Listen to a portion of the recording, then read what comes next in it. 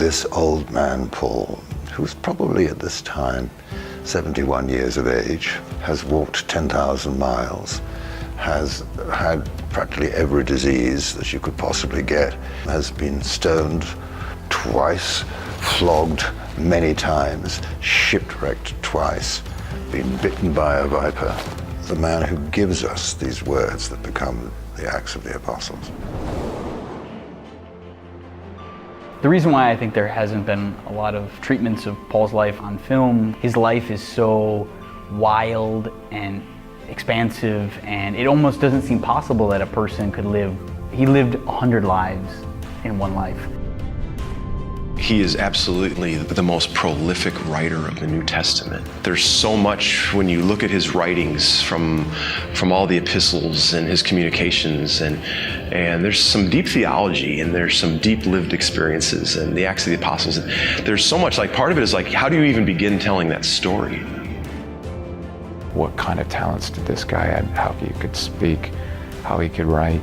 He has a wide compass and can deal with many, many people. There are moments when he has to show great courage and great stoicism in the face of adversity, but he's also quite capable of being a genuine human being and having people listen to him as a result.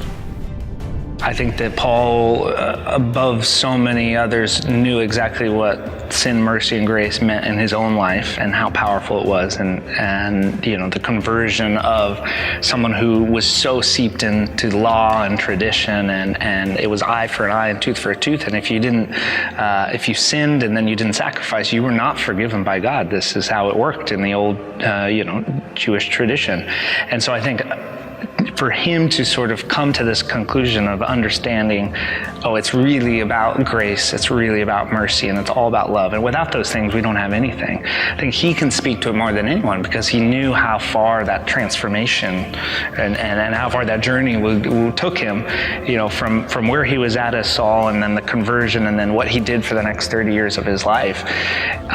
Everything centered around these three things: grace, mercy, and love. And I just am so excited to tell this story and offer these themes to the world at a time when I think that we are so desperate to hear these things, to hear that we're loved, to hear that there is mercy and grace for anything, to hear that there is a God that's bigger than us, that loves us, and that we cannot fall too far from his grasp. And that's why we're excited to tell this story.